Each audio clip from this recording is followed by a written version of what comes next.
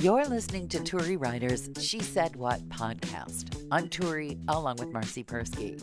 In this installment, if you're one of those people who doesn't like to hear anybody complain, maybe you should skip it, because that's mostly what I do. And Marci still has not given up hope on possibly the world's most clueless pet. You may be very sympathetic to this technology problem. It has been a very frustrating day of people just not getting it about technology. And I say this as someone who does not particularly feel technically competent. It's more we're at the intersection of technology and commerce. I think I mentioned I had brought my old cassette deck in, and the guy said, well, it'll be $75 to look it over. That'll be applied toward the repair. And I said, you really think you can repair this thing? It's pretty old. I've checked in, every few, we're looking for parts, as though he had some special fountain of parts in China somewhere for this deck. And after taking my money, you'd think he would have said, before I take this in, let me see if I can even get any parts for it. But then, of course, he wouldn't have gotten my $75 to have my thing sit in his shop for 3 months so he could tell me not just that he couldn't fix it, which would have been expected, and I would have felt slightly like a patsy, but not completely like a patsy. This is the part that drives me bananas. You should just get rid of it. It's nothing but a headache. Who needs a cassette deck anyway? And what are you going to do? Throw it through the window of the shop? I don't know. You can't get anything from China now, as far as like parts for anything. No, which is why what I thought he was going to do was get something off eBay and cannibalize it and charge me for it. That's sort of what I thought he would do. I don't know. I was shocked to hear he thought there were new parts. But the part that really drives me bananas is when, he knew what it was when he took it in. If he thought it was a headache and a handful, he should have said, I've seen these. Don't even bother. They're a handful. But no, it was no problem. It's total sour grapes. I can't fix this, so you should get rid of it. So do you have it back? Oh, yeah. I totally have it back. It's another lovely electronic doorstop on the collection of things. Now I could sell it for parts to somebody else who's had the same darn problem. There you go. Yeah, I think I may do that. What if the parts that they need are the parts that aren't working on yours? Well, that is the problem. The infuriating part is, perfectly well that it's just that he couldn't fix it and get parts that's now making him say it's nothing but a headache. I should get rid of it. He could have said this exact same thing without my $75. But any case, that was the first technological frustration today. Okay. I also had number 2 technical frustration with my mechanic, who I called his shop, and they had, this is a fairly new mechanic, and the policy here is to have the car in by 9:30. Well, I work nights, so I'm not getting anything. I kept trying. I must have set my alarm a dozen times, opened my eyes and thought, screw this. A broken car that is going to be sitting all winter anyway. It's not worth getting up at 9 in the morning for this. Forget it. Finally, I called and said, can't I just please leave this the night before so that I don't have to get up and bring it to you? And she, of course you can. That's what we do. Well, that's what most people do, but they were so adamant. She said, you only have to get it there at 9:30 if you want to pick it up the same day, which is a laugh, of course, because the car is 1986. Yes. There's nothing they're going to do to it. Maybe change the windshield wipers. It would be done the same day. Maybe some of those cassette parts can go in there. That may be what it takes. So I write clearly on the form, please call after 11 o'clock a.m. work nights.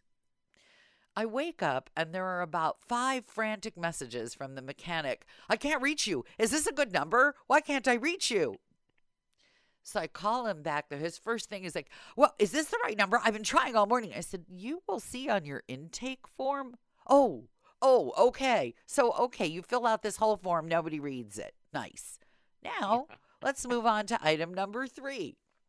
We rent out our house while we're here in Chicago, but there seems to be a complete lack of awareness amongst people under 40 that you may ever need a wire for anything. A wire? A wire connection, an Oh, actual yeah. hard Okay. wire for something. Yes. I don't know what they think that this is like the Jetsons, that we're all spinning around in jetpacks and levitating our cheese sandwiches onto our plates. What the heck is wrong when these folks They moved don't know in? what a landline is, Turi. When these folks moved in, I said, "Would you like the alarm hooked up? If you would like it hooked up, you need a telephone line, or I don't you know need to what pay that is. extra for a wireless communicator," which is basically a cell phone that only calls the alarm company. That's what it is. Same technology, right? Okay. So they say, "Oh, we just don't really want an alarm." I'm like, "Okay, I'll disconnect the service. No problem." A couple of weeks ago, about 3 weeks ago, we get a call at 1 in the morning. They're frantic. The alarm, the smoke alarm, we tried to change the battery and now it's screaming and we can't get it to stop, and get the alarm company to come. I'm like, there is no alarm company. I leave out the Change words. the battery You in your freaking smoke it. alarm. No, she changed the battery and now it's going crazy. And I want to say, well, obviously you screwed up something about changing the battery, but they're on, "Oh, please help us, call the alarm."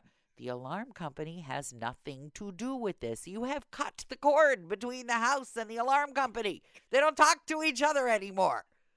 It's a divorce. You can't What call happened? it. You can't call it to come and pick you up from the airport. You're divorced from the I alarm was going to company. say, did you hop on the red eye and take a ladder and take it down for them and I mean, smash it with hammers? they're going through the pads. I'm trying to tell them to disable it.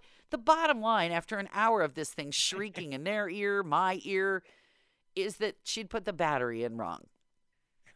And they don't like that when you do that. That's right. So I figure I had a conversation with the spousal unit, and I thought, I really would like an alarm system in the house because we have this house in what is politely considered a transitional neighborhood. And also because if there really were a fire, I would like the fire department to come, whether Right? they've noticed that they've lit the place on fire or not. It's a 120-year-old house. Like, it seems like a reasonable. So, in the course of this screaming alarm that was all their fault, that they're asking us to contact the alarm company, I said, well, I could contact the alarm company and resume service, and you would get a service call. But if you want to reconnect the alarm, you need a phone line for that. And the least expensive way to do it is to have it use a landline. Do you have a landline there? Oh, well, roommate X has has a phone number now through the cable company. Brilliant, I say. So I sign a contract. I arrange for them to come. We have to wait a couple of weeks. They're not home when the guy gets there a little early, but they consent to come down. And that's when I find out that they really don't have a landline at the place. The guy just They switched don't know what his. it is. No, they don't. The guy just switched his phone provider over to the broadband company. See, they live in a whole different world. Gets better. I mean, I'm so glad there was no social media, recording everything I was doing from the age of 15 on. You're a deprived child. No, I'm glad it's not up there. I've worked really hard to erase my footprint from anything that could negatively reflect upon my angelic life that I lead now. It's most of your life, yeah. Yeah, most of my life. But see, I lived most of my life with a landline. Yes. Landlines, once it's gone, it's done. So the guy calls me back and he says, "They're just telling me to disconnect the entire thing. They take it out. We don't want it." I'm like, oh, no. No, you don't just get to pull it out. No. Now the tenants are going, "We need your password. We need your credit card." No, I'm like, no, you don't need all of that. I've sent it all. You don't get any of that. But, this idea that somehow this alarm will just, with no method, just force of will, some psychic communication? What is wrong with people? Like if their house, they don't know what a landline is. if their house were actually on fire, what would they do? Probably run. I would. Put on some clothes really fast and go outside, maybe. My house were actually on fire. I mean, I Yes, guess it's actually, yeah. they would It's call your with their house. cell phone, and that's fine. But, if they're out, is my point. They want to adopt a dog, and I said fine. And I told them that they should have the fire alarm hooked up in case something happens while they are out. I have a dog for them. Oh, no. Are you on the outs with Butters again? Butters, poor Butters. Butters is always on the outs, but we have a trainer coming Saturday. So you've So said. and actually we're thinking about, and this is just thinking, but he could probably potentially be a really, really good agility dog because he has a lot of energy. And we were watching agility races earlier today Oh, on no, no, TV. no. The thing about agility dogs is that they're smart and biddable. They're what? Biddable. You can bid them. They will do your bidding. They're interested in Oh, pleasing you, which Butters is well, not. not at the moment. No, But Butters, he if might Butters be. had if Butters had a middle finger on each of his front paws, you would get that middle finger paw every day, all day. That would probably be it. Yeah, no, Butters is not going to be an agility. That's like we're going to send the dog to a farm. That's what that is. And I've been known to do that before in an emergency as well. You are not But I sending. actually did send him to a farm. Yeah, says you. Yeah. I did. Yeah, For all my kids that are listening, yes, the dog went to the farm. of course. After he it did. bit like 8 people. Yeah, that's what you tell the kids. Dog's going to a farm where it's going to be happy. And Great. if you don't behave, I'm going to send you to. Great farm in the sky. Now, we shouldn't talk like this. Because Because it's true. At least Because one of it's my the kids ring of listens. truth, is what it is. at least one of my kids listens that I know of. Plus the husband who wants to send everything to the farm. He's pretty over it. Yeah, I think Butters, you can keep spending your money on various trainers. I'm going to It's kind of like spending your money on hair product. on a cassette tape. Yes, got my ancient cassette player. That's it. That's exactly what it is. Except my old cassette player can be used for parts, which Butters cannot. Well, I see, and I thought that we named him right.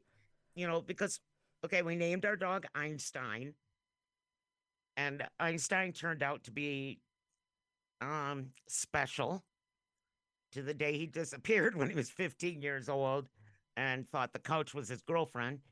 But Einstein was never your typical dog. So I learned right then never to aim so high with the name. And I thought, Butters.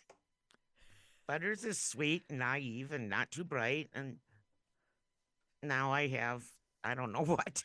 I You don't know. I you should know what you named him have? You have a trash disposal that serial with killer fur dog. on it. That's what you Yes, have. I do. You have a garbage do. disposal with He's fur, a good boy. I love him. And he'll meet with the new trainer. and that'll cost you And he'll what? be the perfect boy. Of course he will. $75. Oh yeah, you could do my cassette deck too while you're at it.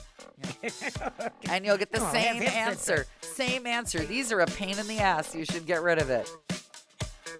If you've made it this far, chances are you've been enjoying Turi Ryder's She Said What podcast. In which case, you might also like my book, She Said What? A Life on the Air. You can find that at your neighborhood independent bookstore or on Amazon. Marci and I really appreciate your good reviews wherever you care to leave them.